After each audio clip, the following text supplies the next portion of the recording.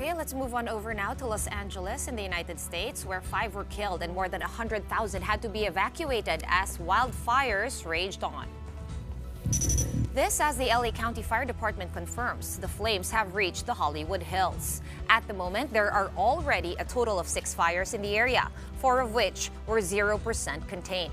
Among the areas affected is the Pacific Palisades, famous for homes of celebrities like Mandy Moore, Paris Hilton, Adam Brody, and Leighton Meester, Billy Crystal, as well as some other Filipinos around the area. Well, with us now is Emmanuel Munda, our kababayan in California who personally experienced the wildfires. Welcome. Thank you so much for joining us on The Big Story tonight. First question, I guess, is how are you? How is your home? Our home, so far so good. We're about 3 blocks away from the evacuation zone, about 3 miles away from the actual fire itself. So we're crossing our fingers and praying that the wind does not shift. We're actually in a hotel 10 miles away from our home right now, just in case we need to go back, get something, or help out the rest of our family evacuating. Okay, help us understand the cause of the fire. Is it wildfires that we're dealing with here? How difficult is it for authorities to take control of the situation, and how bad has it gotten already at this point? Well, it's gotten really bad. I mean, yesterday was because we were having about 100-mile-per-hour winds that we've never really had here in Los Angeles, and the sparks that were probably flying from down power lines, creating the fires and just having it spread so widely.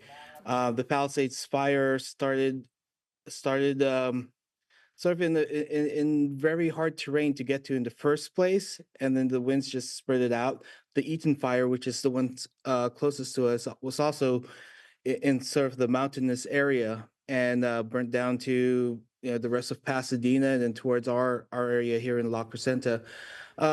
It's definitely been tough. We could be angry, we could be sad, we could be terrified. Right now, I think most of our mentality is just coping with the loss from yesterday. A lot of my friends lost their homes, praying that doesn't happen to us, and just really seeing what the next steps are.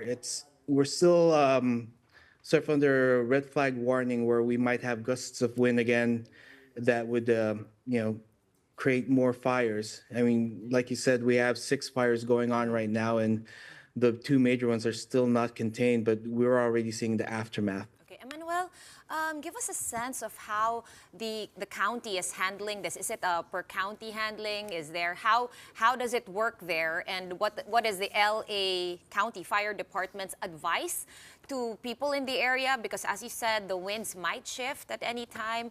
And does the Weather Bureau also kind of report to you guys or give you guys updates or advice on which direction the wind might turn?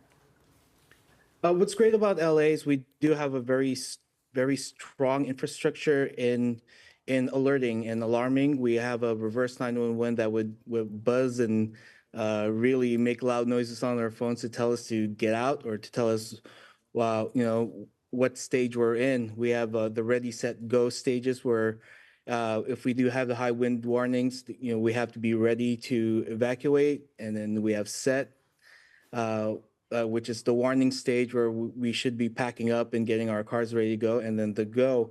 And they've been really great about giving us the warnings. And, we have daily press, actually every few hours, we have a press conference just keeping us posted on what's happening around the county. And they've been really good. And we've been lucky to have President Biden here in Southern California with us when this happened, because it allowed sort of a quick response from the federal as well too to get things approved, like having the helicopters fly earlier than they should because it was still windy. But that's been extremely helpful. But we're still under duress. We're still you can still smell the smoke in the air. Let's just say that.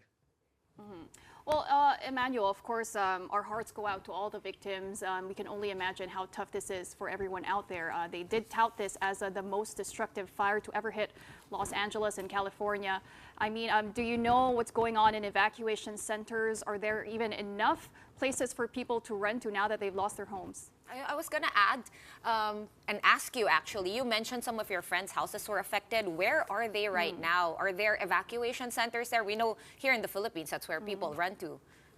Yeah, we do have evacuation centers, and unfortunately for this fire, some of the evacuation centers have to evacuate as well too and move on to other areas. For example, in Pasadena, there's certain areas there's an evacuation center that's now gone, so they have to move to another evacuation center.